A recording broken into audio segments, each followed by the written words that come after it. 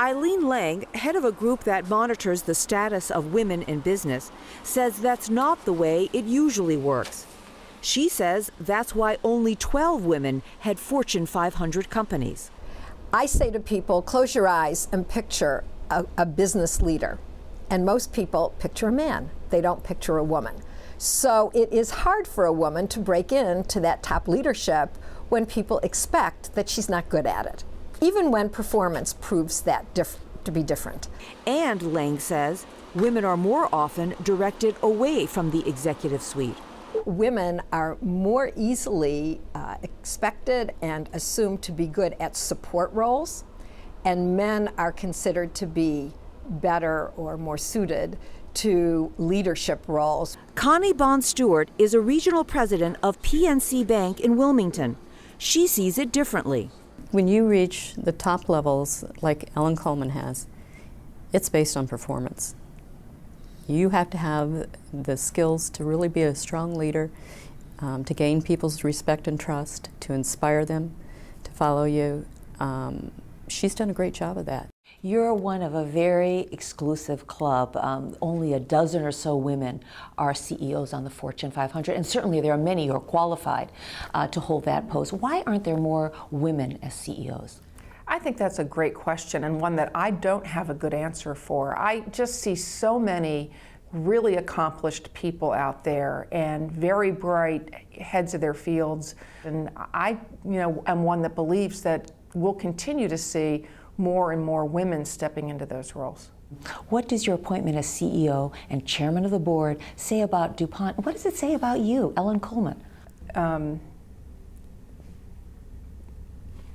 Any company needs a certain, leader at a certain time, and it changes over time. And certainly the board and Chad Holliday, my predecessor, picked me for the qualities I have, and I think tenacity is one of them. So, looking here at DuPont, how is it that you broke through that glass ceiling? First of all, I guess I never really viewed it as a glass ceiling. I just focused on my job. I think having the history with the company, 22 years, I think having a science background, being an engineer, I think having proved myself in a series of business roles, very different kind of business roles from each other. So I was a known entity to them. They understood who I was, how I thought, and really what my drivers were. And I think that was a help. Was there a point, do you remember, that you said to yourself, I'm going to make a run to be CEO? About the middle part of the last decade, I thought it was a possibility. I thought I had a chance. None of this is a shoo-in. There's no such thing as that it's your job. It's not. This company is too important. This company has too much of an impact, potential impact on the world, that the board really has to look across a wide swath of talent and people to make sure they're picking the best person to lead it in the next decade. And so I figured I'd give it my best shot and see what happened. Turned out okay. Yeah, it did. Coleman runs DuPont from a very understated office, particularly for someone who heads a multi-billion-dollar global corporation. You've been described as the non-imperial CEO. Does that sound about right? Well, yeah. I'm a very down-to-earth person. I just, I'm thrilled to have the role I am. I love my job. I love the people at DuPont, and I have a sharp edge, and I have high standards and all those things like that. But I think that, if you want people to come with you, you've got to treat them with respect. Hey, everyone. Good morning. Good morning. That's one reason why Coleman meets regularly with lower-level, younger employees who don't often get a chance to sit around a table with the boss. I'll talk for a couple minutes about how the company's doing, and then it's all yours. You can ask me any question you want.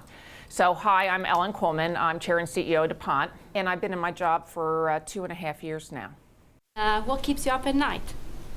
Really personal. Yeah, well, everything. So, the worry list is long. If it's not the kids or family or the economy or there's plenty to worry about in the world, right?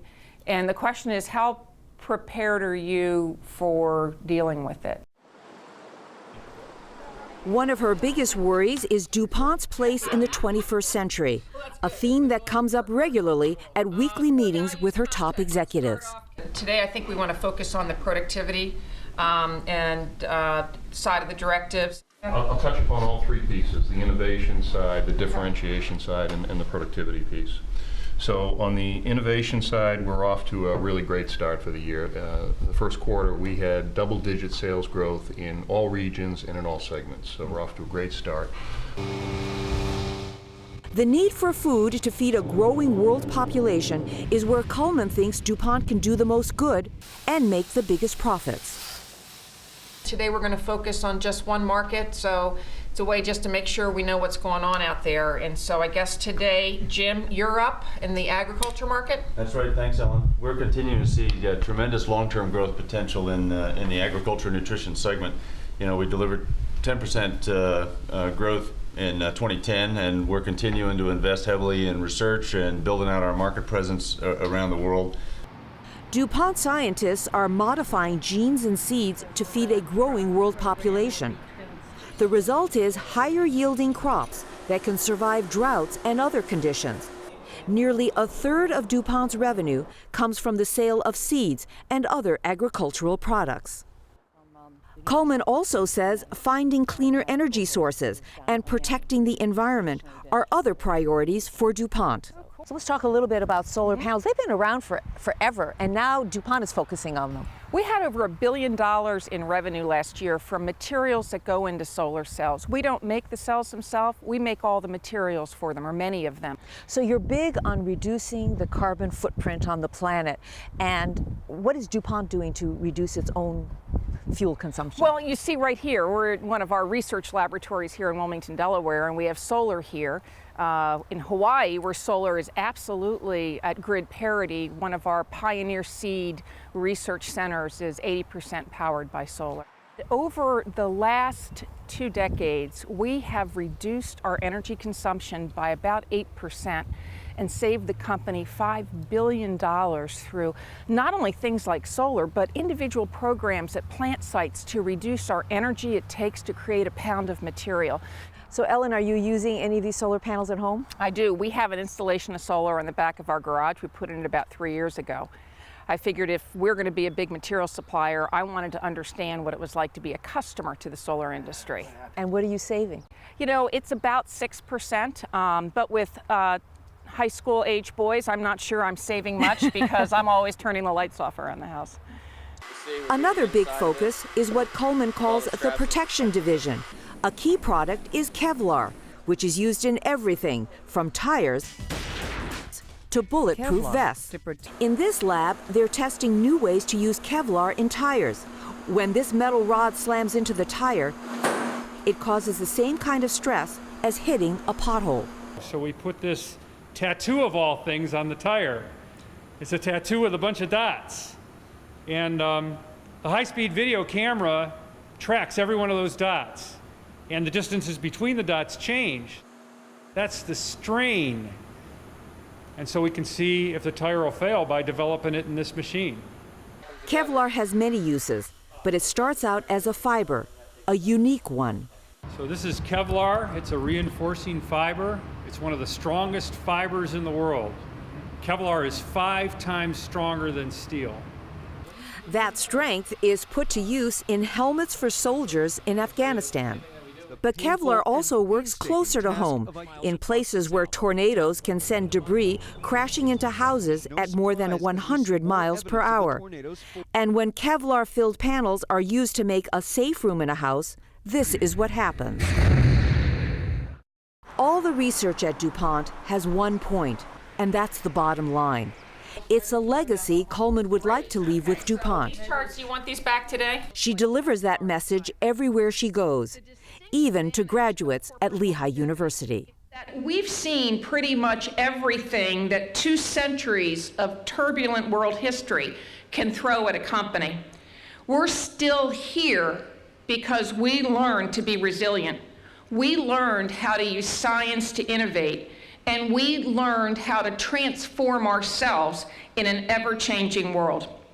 When the chapter on Ellen Coleman is written in the DuPont history books, what do you want it to say about you? Market-driven science.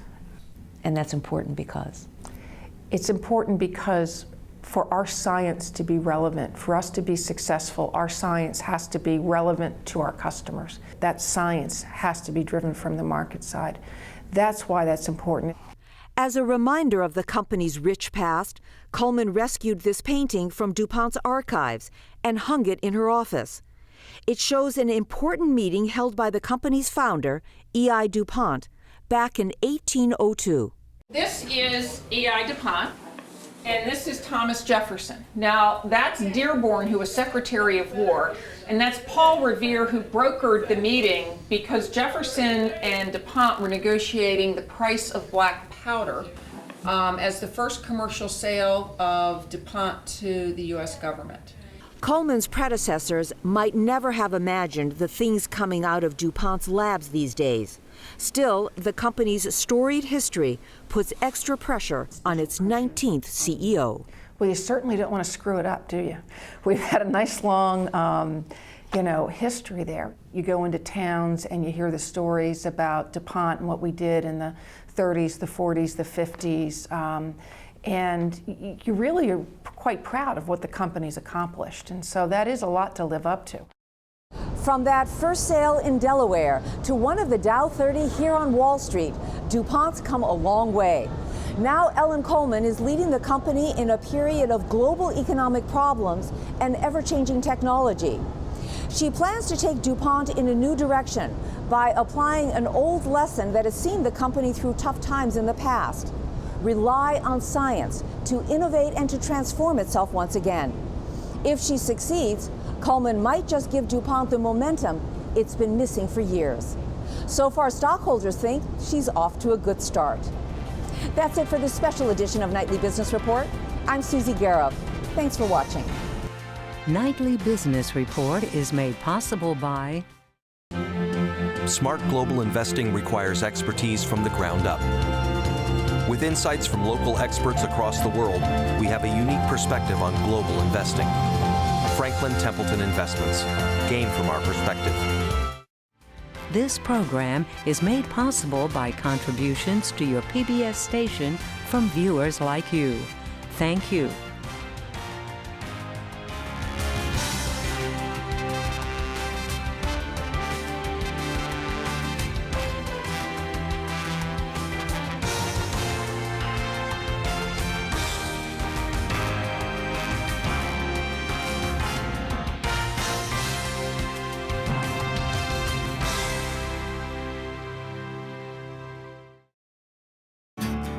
Be more PBS.